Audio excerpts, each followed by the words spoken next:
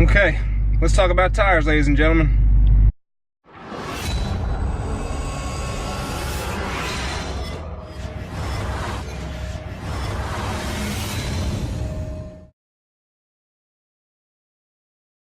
It's just one of those things in Florida, man. I get done at the gym, so my butt's hot, so I cool it, but it's still freaking cold outside, and it's 1 in the afternoon, so go home, Florida. You're drunk. Good afternoon, world, and good afternoon, YouTube. Thank you for coming back to the Team Scat Cat channel.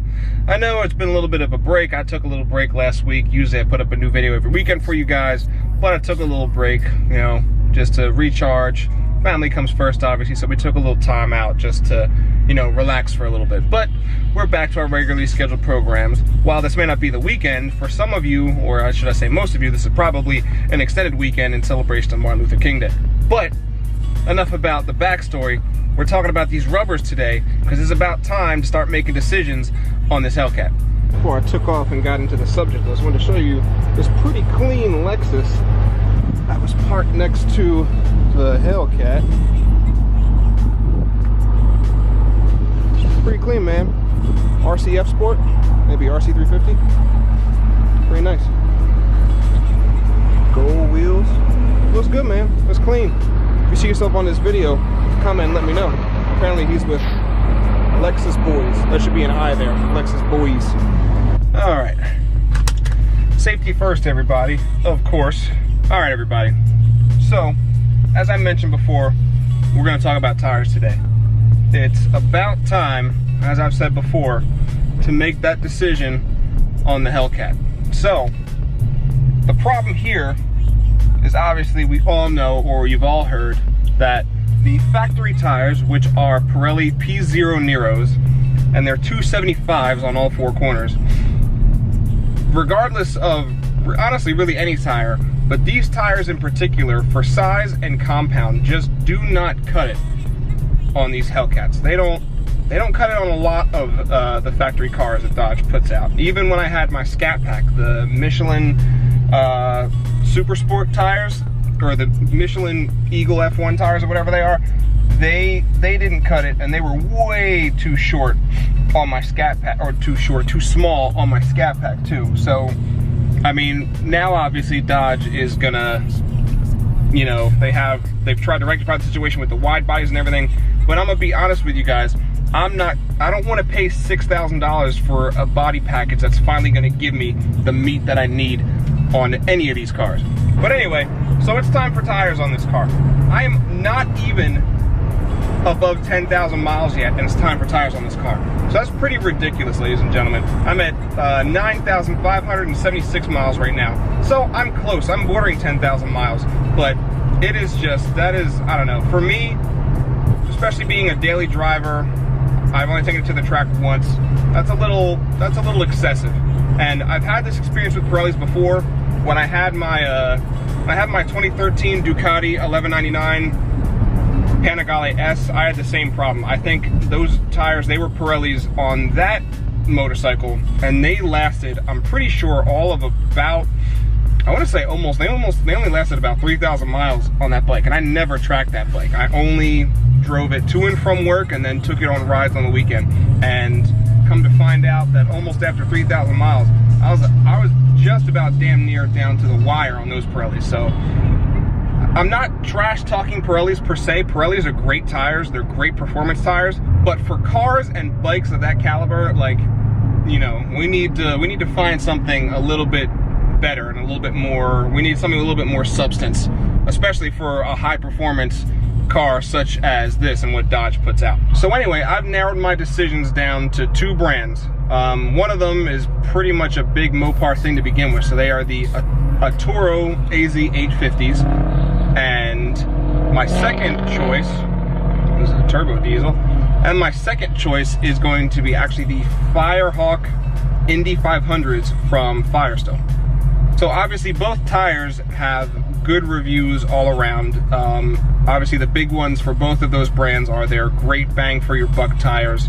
The Arturos, I had those on my Challenger Scat Pack on all four corners. I had Obviously I had bigger wheels in my Challenger Scat Pack though when I started to customize the car. So I had 315s on the back and 275s in the front, plus the 245s that go all around. Now, these wheels, I love them so much and I really don't want to change them out. So the safest quote unquote that I can fit on these wheels is 295. So whichever brand I went with, I would in fact put 295s on the rear of this car and keep the 275 size for the front of this car. Hey, here goes the Scat Pack. What's up, buddy? Now, as I was saying before, both good reviews. Moving on to the Indy 500s, again, same good reviews, best bang for your buck tire. I think they're a little bit more expensive than the Atoros. I'd say they're just under $200 a tire, so that's still a really good bargain.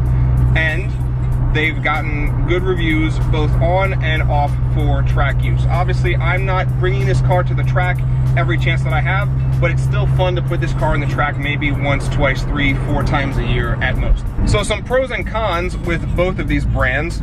Pros, obviously, is that the Atoros are a little bit cheaper.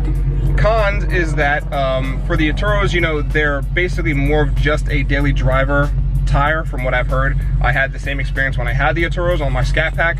I really thought that they were a great improvement over the F1 tires that I had on my Scat Pack, and I thought they had great grip, obviously, but I had 315s in the back, so I was a little bit more biased. I thought they had great grip, great wet handling, and I really enjoyed having those tires on there. Pros for the Indy 500s are that they're a little bit more performance related, or so that's what I've read from the reviews. Cons though is that obviously they are just a tad bit more expensive than the Atturo AZ850s, and they're also W rated, which if you're not understanding what I'm talking about, the Atturo AZ850s, if I'm not mistaken, are Y rated. So it just means the letter rating on that means that, you know, it depends on what speed that these cars can handle. So the Atturo AZ850s are Y rated, so it means they're about up to 186 miles an hour. And the Indy 500s are W rated, which if I'm remembering correctly, is that they're rated up to 168 miles an hour-ish. Now, again, I don't have an opportunity yet. I don't have an opportunity yet to take this on, like, you know, like a half mile shootout or something like that. So I don't anticipate this car getting above, you know, without having the legal standpoint, getting above 168 miles an hour. But that's really, that for a car like this, that's definitely something to think about if, you know, you do have the ability to, you know, if you're fortunate enough to be able to do a lot of half-mile shootouts and stuff like that, or, you know, big track days like autocross days, something like that, you know, you might have to think about that sort of thing if you're looking into getting a tire. So for me, that's something I have to mull over in my head. But yeah, so those are the two tires that I've narrowed down to. Obviously, there was a point in time, I've mentioned it, that I was looking into, he's just gonna turn right out in there, aren't you? Well, I'm faster.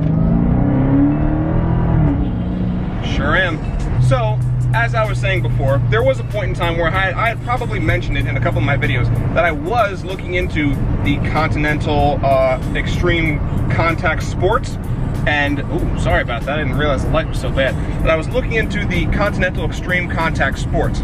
Now, those tires, I've read really great reviews on them. I haven't ever really seen a negative review on those tires before.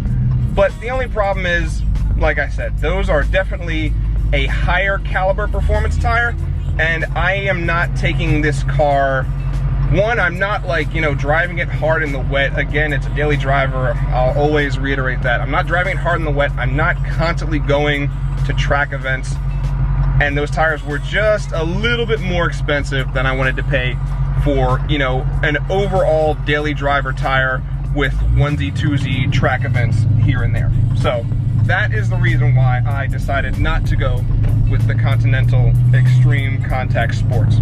But yeah, let me know what you guys think. Obviously, I know there are a ton of videos on the Atturo AZ850s, so if you have good experience with the Atturo AZ850s as I've had, let me know in the comments. But I'm a little bit more interested on if you guys have had good or bad experiences with the Firehawk Indy 500s from Firestone. So let me know what you guys think in the comments down below. Obviously, if you like this video, please give it a thumbs up. I know I've gained a couple new subscribers in the little week break that I took, so welcome to all of you who have joined the channel. If you're still stopping by the channel, or if you're stopping by for the first time and you haven't, and you enjoy the content you see, please hit that support button. That is the subscribe button for those of you who aren't keen to what I'm speaking on. And enjoy the rest of your extended weekend if you're like me and on said extended weekend. This is just the beginning, guys. I got a good list that I'm finally ready to start on. I've had the Hellcat for just under a year now. I know there's probably been some people watching the videos like, when's he gonna start doing stuff to it?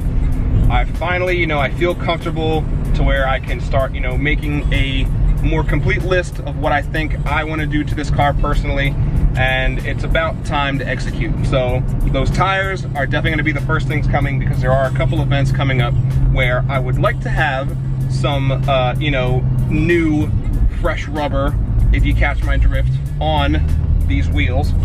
And also, you can rest assured that when those tires come in, we're gonna have a fun video and a fun send-off for these old Pirellis when it's about time. So, as I've said before, YouTube, enjoy your extended weekend if you are on an extended weekend. If you're back at work, keep grinding, keep working towards whatever you're working towards, and keep making that money so that you can live the way you want to in the long run. As always, take care, YouTube. I'll see you guys on the next one.